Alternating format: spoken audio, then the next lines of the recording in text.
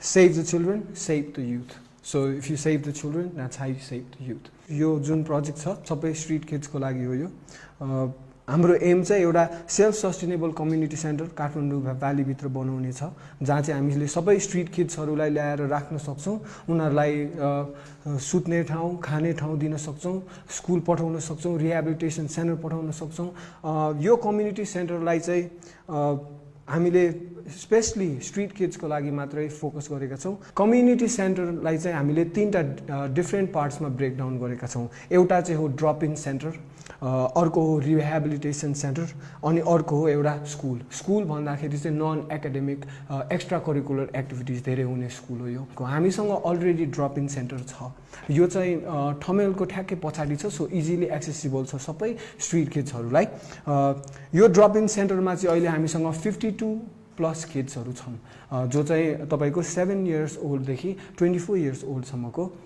youth भनौँ अथवा kids भनौँ हामीसँग छन् अहिलेलाई ड्रप इन सेन्टर भनेको चाहिँ आएर एउटा बस्ने ठाउँ र खाने ठाउँ चाहिँ होस् है त सबै जस्तो बिग्रेकै किडको लागि पनि भन्ने चाहिँ ड्रप इन सेन्टर हो जहाँ चाहिँ हामी भेदभाव गर्दैनौँ जहाँ चाहिँ जो पनि आएर रातिको जुनसुकै समयमा पनि बस्न वा खान मिल्छ यो चाहिँ हामीसँग अलरेडी छ रिहेबिलिटेसन सेन्टरमा चाहिँ के हुन्छ भने तपाईको उनीहरूलाई जे गर्नु मन छ उनीहरूले गर्न पाउँछन् तर त्यसको बापतमा उनीहरू स्ट्रीट लाइफलाई बिर्सिनु पर्ने हुन्छ उसका नराम्रा सङ्गतका साथीहरूलाई बिर्सिनु पर्ने हुन्छ र ड्रग्स लिन छोड्नु पर्ने हुन्छ रिहेबिलिटेसन सेन्टर जाँदाखेरि चाहिँ मैले करातेको युनिफर्म पाउँछु भन्ने थाहा भएर चाहिँ तपाईको किड्सहरू प्रोत्साहित हुने हैन रिहेबिलिटेसन सेन्टर गएर मैले गिटार बजाउन पाउँछु भनेर चाहिँ किड्सहरू प्रोत्साहित हुने सो यो एकदमै राम्रो कुरा हो जुन चाहिँ उनीहरूले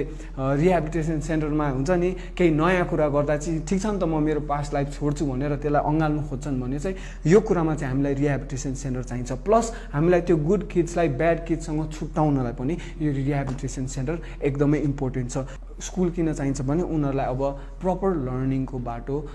फेरि पनि गएर चाहिँ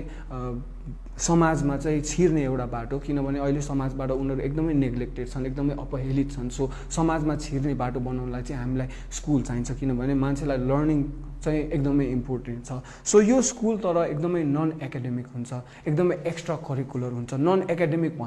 भन्दैमा एकाडेमिक क्वालिफिकेसनै हुनु पर्दैन अथवा नलेजै हुनु पर्दैन भन्ने चाहिँ होइन बेसिक मिडल स्कुलसम्मको नलेज चाहिँ चाहिन्छ सबैलाई फन्डिङको लागि हामीले फेरि पनि तीनटा डिफ्रेन्ट स्टेप्सहरू अपनाउने छौँ फर्स्टमा छ हाम्रो इभेन्ट्सहरू हामी इभेन्ट्सहरू ठमेलको डिफ्रेन्ट पब्सहरूसँग किनभने हामीले बेसिकली ठमेलको किड्सहरूलाई अहिले पालिरहेको